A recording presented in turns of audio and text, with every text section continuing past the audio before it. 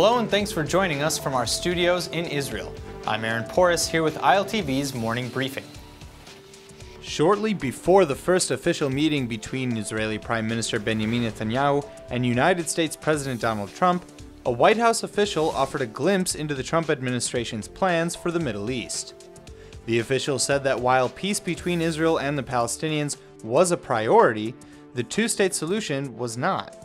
The official continued saying that, quote, a two-state solution that doesn't bring peace is not a goal that anybody wants to achieve. Peace is the goal, whether it comes in the form of a two-state solution, if that's what the parties want, or something else, if that's what the parties want. We're going to help them, end quote.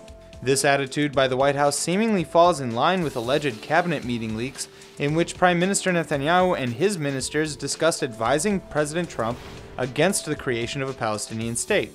According to a Channel 2 report, the Prime Minister is set to tell President Trump that in the current climate, such a move towards Palestinian statehood would be a waste of time. The Trump administration, for its part, has thus vowed to help form a peaceful solution without defining what it is, as well as promising not to dictate those definitions. A stray mortar struck the Golan Heights on Tuesday night, causing no injuries.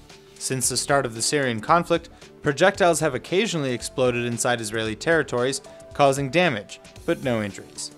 Most were presumed to be stray shots, although Israel has accused Syria of aiming at Israeli targets on several occasions and has retaliated with airstrikes.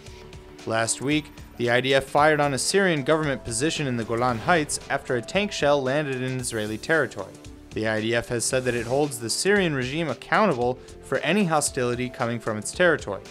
Israel has declared it will not intervene in the internal fighting in Syria, although it is believed to have carried out airstrikes against weapon shipments. Israel has also been providing medical treatment to hundreds of wounded Syrians who reached the border. Knesset member Ghattas from the Joint Arab List, who was indicted last month for smuggling cell phones and other objects including encrypted messages to Palestinian security prisoners in Israeli jails, is scheduled for a hearing before Attorney General Avichai Mandelblit this morning. Mandelblit says he will file an indictment against Ghattas depending on the outcome of the hearing. Ghattas' defense team is expected to attempt a compromise deal intended to soften the indictment on condition that he resign as a Knesset member. The main line of defense reportedly will center on Ghattas' incredulous claim that he didn't know what was inside the envelopes that he smuggled into the prison. Meanwhile, Yesh Atid Knesset member Miki Levy has proposed a bill that would deny a state salary to lawmakers who are under indictment for terrorism or treason offenses. Said Levy, quote, Israeli citizens don't have to pay money to an MK who betrayed them, end quote. 5 National Football League players have arrived in Israel for a 7-day trip in what has become a public relations nightmare for the foreign ministry. Originally, 11 players were supposed to come, but 6 pulled out for political reasons. A statement from Strategic Affairs Minister Gilad Erdan and Tourism Minister Yariv Levin said that the trip's purpose was to show a balanced picture of Israel in the fight against the BDS movement so that the athletes could become, quote, ambassadors of goodwill for Israel. Seattle Seahawks defensive end Michael Bennett released a statement saying, quote, I will not be used in such a manner. When I do go to Israel, and I do plan to go, it will not only be to see Israel, but also the West Bank and Gaza so I can see how the Palestinians, who've called this land home for thousands of years, live their lives, end quote. Cincinnati Reds veteran pitcher Scott Feldman will not be playing for Israel in next month's World Baseball Classic.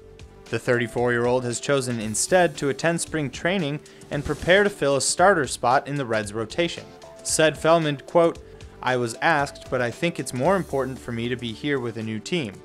The WBC is a quadrennial baseball event that has countries competing in the biggest international baseball competition.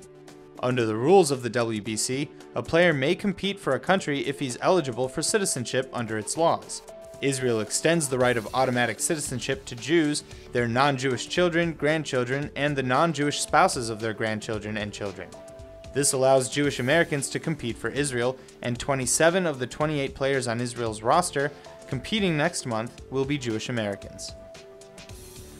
That's all for now. I'm Aaron Porras, and see you later with our main daily broadcast from Israel at 2 p.m. Eastern Time.